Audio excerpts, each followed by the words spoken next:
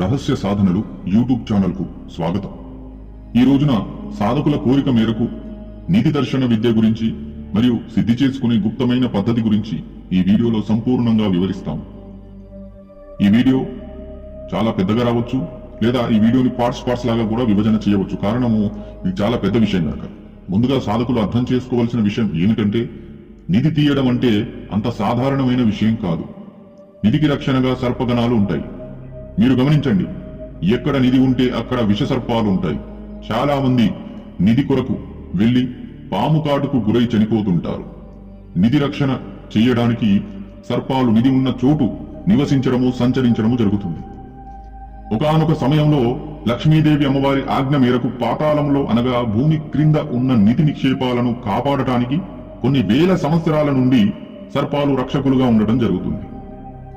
అందుకని సాధకులు ముందు సర్పకట్టు తంతు విద్య నేర్చుకోవాలి. గుర్తుపెట్టుకోండి, లేదా సర్ప విషనాశనం విద్య అయినా నేర్చుకోవాలి. ఈ విద్యల ద్వారా నిధికి రక్షణగా ఉన్న సర్పాలను ఆ స్థలం నుంచి వెళ్లగొట్టవచ్చును.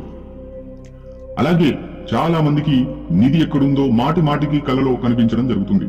ఇలాంటి విషయాలు మనం చాలా చోటు వింటూనే ఉంటాం. ఏదో అదృశ్య శక్తి వారితో మాట్లాడుతూ ఫలానా చోట నిధి ఉంది, వెళ్లి తీసుకోండి అని చెప్తూ ఉంటుంది. అలాంటి కలలు పడగానే ఇంకా ప్రయత్నాలు మొదలు పెడతారు.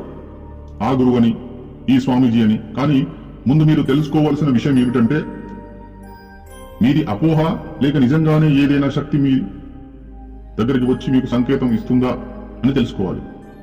తొందరపడి చాలా మంది ఎవరిని పడితే వారిని నిధి తీస్తారు అని నమ్మి సమయాన్ని మరియు ధనాన్ని వృధా చేసుకుంటూ ఉంటారు. కొందరైతే వారి సొంత ఇల్లు అమ్ముకొని నిధుల కోసం రోడ్డు మీద పడ్డవారు కూడా ఉన్నారు. అందుకని ఇలాంటి విషయాలు మీద అవగాహన లేకుండా తొందరపడి ధనానికి ఆశపడి మీరు సంపాదించుకున్న కాస్తో కూస్తో ఆస్తిని కూడగొట్టుకోకండి. నిధి ఉందో లేదో తెలుసుకునేందుకు చాలా మంత్ర విద్యలు ఉంటాయి. వాటి గురించి అవగాహన తెచ్చుకోండి. అంతే తప్ప తొందరపడకండి. అయినా భూమి క్రింద ఎలాంటి నిధి నిక్షేపాలు ఉన్నా అవి కేవలము ప్రభుత్వం యొక్క ఆస్తి మాత్రమే. వాటిని సాధారణంగా తీసుకోవడానికి ఎవరికి హక్కు ఉండదు. అది ప్రభుత్వ ఆస్తి కనుక. నిజంగానే ధనం ఉంది అని తెలిస్తే ప్రభుత్వాన్ని సంప్రదించండి.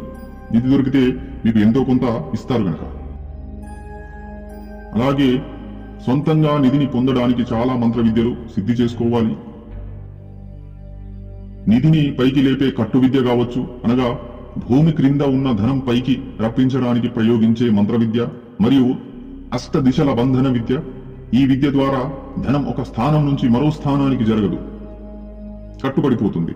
చాలా సందర్భాలలో నిధి కొన్ని ఘడియలు అనగా కొన్ని అద్భుత ఘడియలలో స్థాన మార్పిడి చేస్తుంటుంది. ఎందుకంటే ఆ నిధితో కొన్ని అదృశ్య శక్తులు ఉంటాయి గనక. అలా కాకుండా ఉండేందుకు అష్ట దిశల బంధన విద్యను ప్రయోగించాలి. కొన్ని సందర్భాలలో తీసిన ధనం బొగ్గులాగా మారిపోవడము, రాళ్ళైపోవడం జరుగుతుంది. ఎందుకంటే కొన్ని చోట్ల నిధి శాపితమై ఉంటుంది గనక. ఇలాంటి శాపితమైన నిధి తాకగానే బొగ్గులా రాళ్లలా మారిపోవడం జరుగుతుంది. అలా కాకుండా ఉండేందుకు కూడా అష్టదిశల దిగ్బంధన విద్యలు చేయవచ్చును.